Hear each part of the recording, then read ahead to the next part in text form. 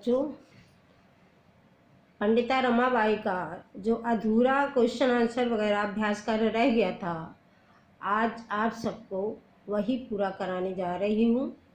Question number 4 है, अधोलिखितानां पदानां निर्देशानुसारम पद परिचयम लिखत। मतलब नीचे लिखे हुए पदों का निर्देश के अनुसार पद परिचय लिखिए। पद परिचय मतलब इसमें कौन सा लिंग है, कौन सी विभक्ति है, कौन सा वचन है, कौन सा लकार है, क्या क्या है, वो आप सबको बताना है। यथा माने होता है जैसे। वेदानाम, वेदानाम का वेद जो मूल शब्द है वो वेद है। वेदानाम का मूल शब्द वेद है और इसमें लिंग पुल्लिंग है और विभक्ति षष्ठी है और वचन बहुवचन है। अर्थात जो वेदानाम पद दिया हुआ है ये मूल शब्द इसमें वेद पुल्लिंग षष्ठी विभक्ति का बहुवचन का रूप है वेदानाम। दूसरा पद दिया है पिता। अब पिता में मुझे बताना है कि मूल शब्द क्या है। पिता का मूल शब्द है पित्र। पित्र, पिता का मूल शब्द पित्र है और लिंग इसमें है पुल्लिंग और विभक्ति है इसमें प्रथमा और वचन है एक वचन। पिता शब्द में मूल शब्द पित्र है, लिंग पुल्लिंग है, विभक्ति प्रथमा है और वचन एक वचन है। इसी तरह दूसरा पद दिया है शिक्षायै। अब शिक्षायै में शिक्षा मूल शब्द है और ये शिक्षा यानी स्त्रीलिंग में आएगा। स्त्रीलिंग है और चतुर्थी विभक्ति है। विभक्ति है चतुर्थी और इसके बाद वचन है एक वचन, एक वचन का रूप है। इसी तरह शब्द दिया हुआ है कन्याः। कन्याः का मूल शब्द होगा कन्या, स्त्रीलिंग है,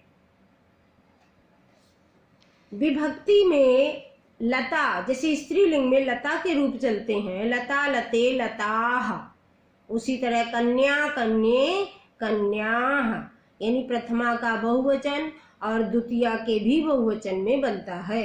यानी प्रथमा विभक्ति और द्वितीया दोनों का ये बहुवचन का रूप है।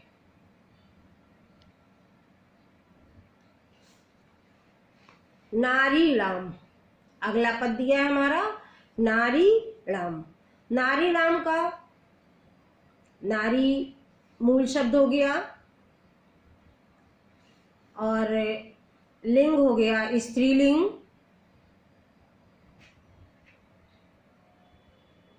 और इसके बाद विभक्ति जैसे फल का फलानाम, राम का रामाणाम, बालक का बालका नाम षष्ठी विभक्ति में बनता है। तो षष्ठी विभक्ति का और बनेगा बहुवचन। षष्ठी के बहुवचन में ये हमारा रूप बनता है।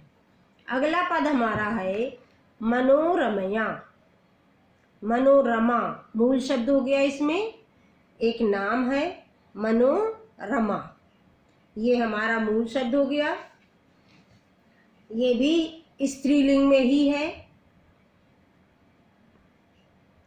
और इसमें विभक्ति जैसे लता लते लताः, लताम लते लताः, फिर बनता है लतया, उसी तरह बन गया मनोरमया।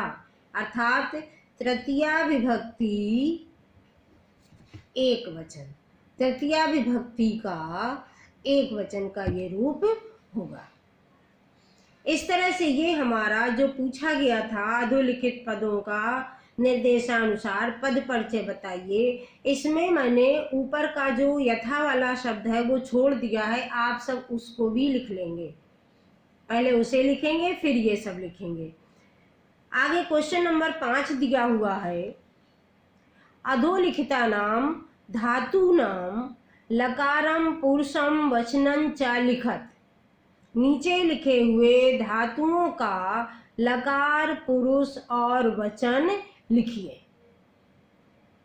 यथा माने जैसे आसीत का दिया है, आसीत में अस धातु होती है और लंग लकार है, प्रथम पुरुष है और एक वचन है। आसीत में अस धातु है, लंग लकार है, प्रथम पुरुष है और एक वचन है।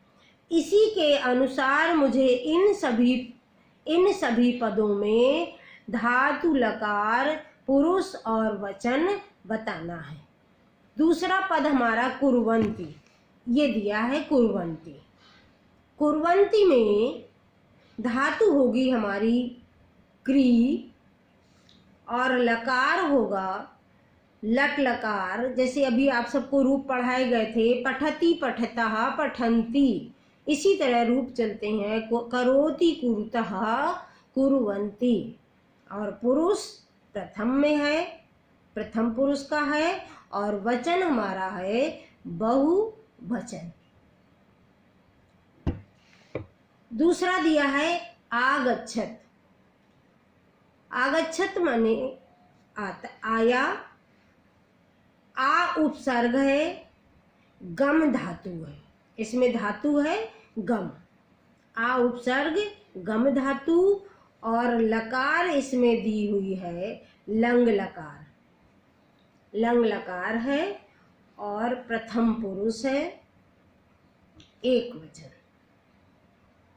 अगच्छत, अगच्छताम, अगच्छन, ये रूप चलते हैं, उसी तरीके से ये बना हमारा। फिर दिया है निवसन्ति।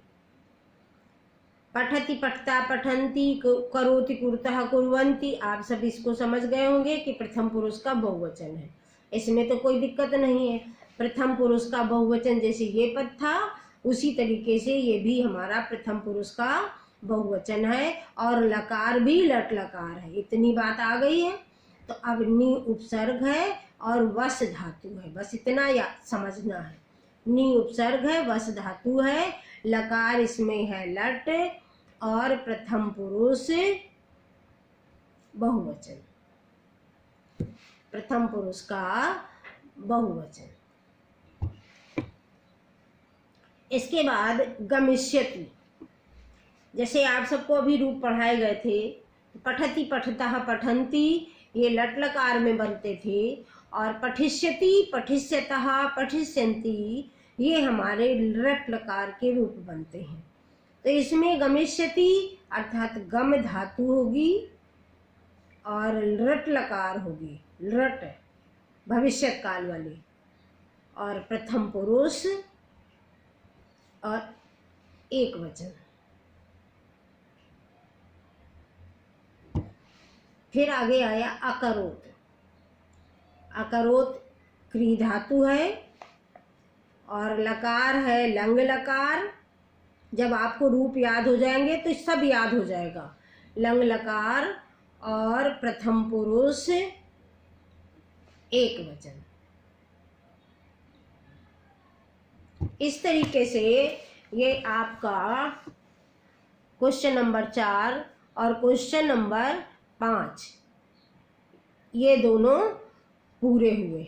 अब क्वेश्चन नंबर 6, क्वेश्चन नंबर 6 में दिया हुआ है कि अधोलिखितानि वाक्यानि घटना क्रमानुसारम लिखत।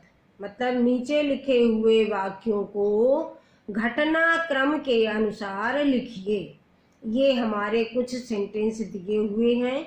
इन सेंटेंसेस में कौन सी घटना कब घटी है, इस पे हमें ध्यान देना है।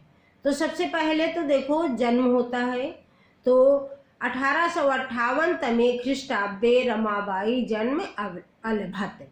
आप सब क्रम से अपनी कॉपी पे उतार लेंगे जो घटना क्रम है। उस आधार पे सबसे पहले ये वाला पॉइंट उतारेंगे।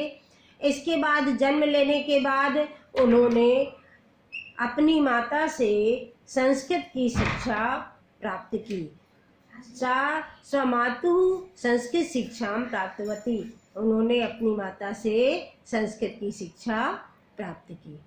इसके बाद में तीसरा उनका विवाह हुआ, तो रमाबाई महोदयायाः विपिन बिहारी दासेन सह विवाहम अभवत्। तीसरा पॉइंट ये हो जाएगा।